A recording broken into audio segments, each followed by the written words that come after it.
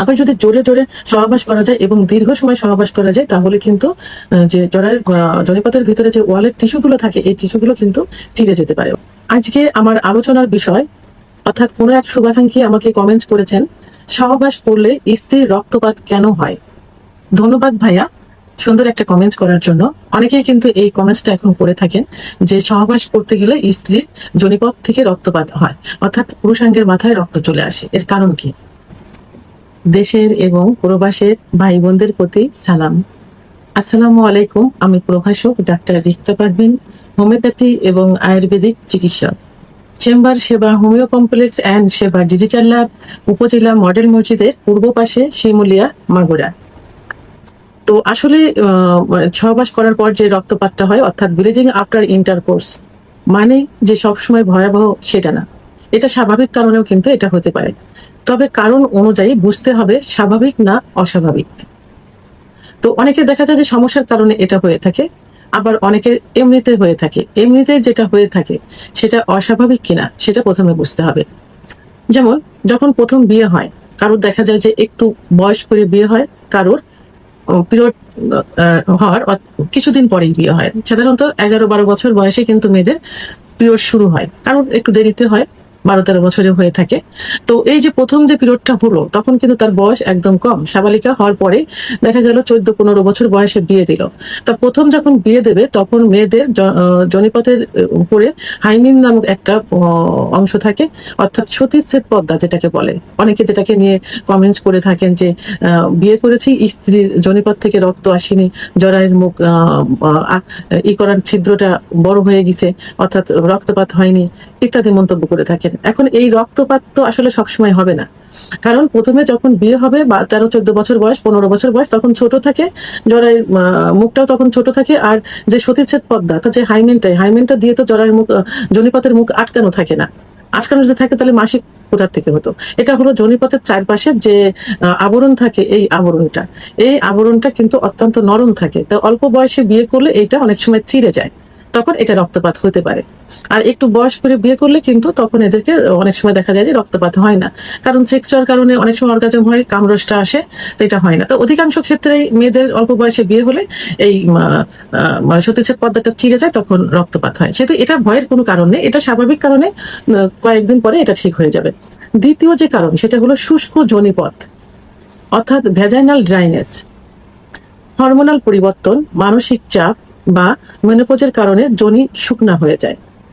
কারণ মেয়েদের শরীরে বিভিন্ন ধরনের হরমোন থাকে, এই হরমোনের তারতম্যের কারণে অনেক সময় সেক্স, বিশেষ করে সেক্স যে হরমোন, ইস্ট্রোজেন হরমোন যদি কমে যায় তাহলে কামরাস কিন্তু আসবে না। ভোর ফেলে পড়লেও অর্গাজম হবে না, অর্গাজম না হলে কামরাস আসবে না, জায়গাটা পিছল্য হবে না, তখন স্বাভাবিকভাবে কিন্তু সহবাস করা যাবে না।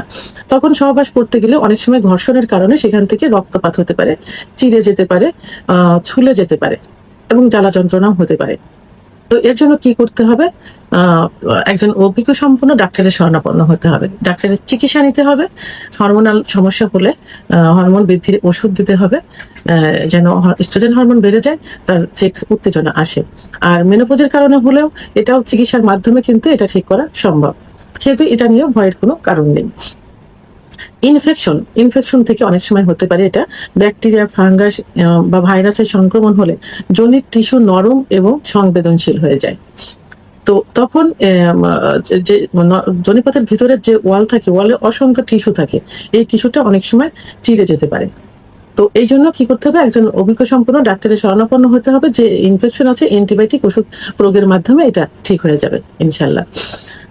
আরেকটা যে কারণ সেটা হলো সার্ভিক্সের সমস্যা, যেটাকে বলা হয় সার্ভিসাইটিস, অর্থাৎ জরায়ের মুখে যদি ইনফেকশন হয়, এর থেকে দেখা যায় যে পলিপ হতে পারে, ইনফেকশন হতে পারে। বিশেষ করে যাদের অনিয়মিত মাসিক, দীর্ঘদিন ধরে যাদের মাসিক হতে থাকে এবং যদি শ্বেত প্রদার অর্থাৎ লিউকোরিয়া যায় দীর্ঘদিন, জায়গাটা স্যাঁতসেঁতে থাকে, আবার যদি কেউ ডিএনসি বা এমআর করে, তাহলে বারবার যদি করে তাহলে জরায়ের মুখে যে ওইটা বারবার অতিরিক্ত খোঁচা দেওয়ার কারণে কিন্তু এটা সমস্যা হতে পারে। তো সেই ক্ষেত্রে একজন ডাক্তারের শরণাপন্ন হতে হবে, যে কারণগুলো নির্ণয় করে চিকিৎসা নিতে হবে। লিউকোরিয়া বন্ধ করতে হবে, যে এইটা সার্ভিসের মুখে যে পলিপস থাকে এটা ঠিক করতে হবে। তা না হলে পরবর্তীতে কিন্তু সার্ভিসের মুখে ক্যান্সার কিন্তু হতে পারে। মেয়েদের শরীরে সব থেকে বেশি ক্যান্সারের জীবাণু থাকে কিন্তু স্তনে টিউমার বা লাম্প হলে, এবং যোনিপথে বিশেষ করে সার্ভিসাইটিস হলে ক্যান্সারের ঝুঁকি কিন্তু বেশি থেকে যায়। তো এই সময় সহবাস করলে কিন্তু জরার মুখের থেকে কিন্তু এক ধরনের রক্ত আসে। তা এই জন্য চিকিৎসা নিতে হবে। এখানে মেমোগ্রাফি, আলট্রাসোনোগ্রাম করলে কনফার্ম হওয়া যাবে যে সমস্যাটা কি, সেভাবে চিকিৎসা নিতে হবে। আবার যদি জোরে জোরে সহবাস করা যায় এবং দীর্ঘ সময় সহবাস করা যায়, তাহলে কিন্তু যে জনিপথের ভিতরে যে ওয়ালের টিস্যুগুলো থাকে এই টিস্যুগুলো কিন্তু চিড়ে যেতে পারে বা চিড়ে যায় এবং দীর্ঘ সময় সহবাস করলে। এই জন্য সহবাসের সময় কি করতে হবে, একে অপরের প্রতি ভালোবাসা আনতে হবে। মনে করতে হবে যে সহবাসে যাচ্ছি নিজের সুখ নিতে, স্ত্রীকে সুখ দিতে। এই জন্য ধীর স্থির ভাবে ভালোবাসার মাধ্যমে সহবাসের কাজটা সম্পন্ন করতে হবে। সর্বশেষ যে সমস্যাটার কারণে হয়ে থাকে সেটা হলো হরমোনাল পরিবর্তন বা গর্ভ নিরোধক পিল। তো অনেকে দেখা যায় যে নিরোধ মানে গর্ভধারণ যেন না হয়, জন্ম নিয়ন্ত্রণ বিভিন্ন পদ্ধতি অবলম্বন করে থাকে, বিভিন্ন ইনজেকশন নিয়ে থাকে। এই হরমোনের তারতম্যের কারণে ভিতরে ইনফেকশন হয়, তখন এর থেকে সহবাস করলে সেখান থেকে রক্তপাত হতে পারে। এই জন্য ভালো করে বুঝে শুনে পরিবার পরিকল্পনার লোকের সঙ্গে যে কর্মীরা থাকেন, যে মাঠ কর্মী থাকেন তাদের, এবং একজন FWV থাকেন, তো FWV তাদের সঙ্গে কথা বলে পরামর্শ করে যেটা দিলে সংবেদনশীল হবে এবং সহনশীল হবে সেই জন্ম নিয়ন্ত্রণের পিল বা ইনজেকশন যেটাই হোক ব্যবহার করতে হবে। তো তা না করলে দেখা সহবাসের সময় ওখান থেকে ব্লিডিং হতে পারে। আবার গর্ভাবস্থায় যদি সহবাস করা যায় তখনই কিন্তু ব্লিডিং হতে পারে, কারণ প্রথম 3 মাস কিন্তু জরায়ুর মুখটা কিন্তু অত্যন্ত নরম থাকে। বাচ্চা যখন পেটে আসে তখন জরায়ুর মুখ কিন্তু বন্ধ হয়ে যায়, ব্লিডিং বন্ধ হয়ে যায়। অনেকের কিন্তু আবার ব্লিডিং হতে থাকে, প্রতি মাসে মাসে হয়, সেটা রিয়ার, খুবই কম। তো এই 3 মাস পর্যন্ত কিন্তু খুব ঝুঁকি থাকে, বাচ্চা অ্যাবর্শন হয়ে যাওয়ার একটা ঝুঁকি থাকে, আবার লাস্টে 2 মাস।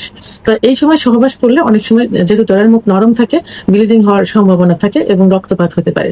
তো এই জন্য যদি এই সমস্যা দেখা যায় তাহলে অবশ্যই গাইনোলজি একজন ডাক্তারের সঙ্গে যোগাযোগ করতে হবে, একজন অভিজ্ঞ সম্পন্ন রেজিস্টার কিন্তু হোমিওপ্যাথি ডাক্তারের শরণাপন্ন হতে হবে, এবং যতদূর সম্ভব এই গর্ভাবস্থায় সহবাস এড়িয়ে চলতে হবে। তো এখন যদি এই সমস্যাগুলো হয় তো কি করতে হবে? যখন দেখা যাবে যে অতিরিক্ত ব্লিডিং হচ্ছে তখন ডাক্তারের শরণাপন্ন হতে হবে। ব্যথা বা দুর্গন্ধ বা অস্বাভাবিক ছিঁড়া হলে ডাক্তারের শরণাপন্ন হতে হবে। গর্ভবতী অবস্থায় রক্তপাত হলে ডাক্তারের শরণাপন্ন হতে হবে। আর স্বাভাবিক অবস্থায় যখন প্রথম বিয়ে হয়েছে, বাসর ঘরে রক্তপাত হলে ওটা ঠিক হয়ে যাবে আস্তে আস্তে, তো 1 মাসের ভিতরে ঠিক হয়ে যাবে। তো আসলে কোনো কিছু নিয়েই কিন্তু অবহেলা করা যাবে না, কারণ মনে রাখতে হবে যে মেয়েদের ক্যান্সারের জীবাণু কিন্তু জরায়ুর মুখে খুব বেশি থাকে। এই জন্য ঝুঁকি নেওয়া যাবে না, ডাক্তারের শরণাপন্ন হতে হবে। ভিডিওটি সম্পর্কে যদি কোনো মতামত থেকে থাকে অবশ্যই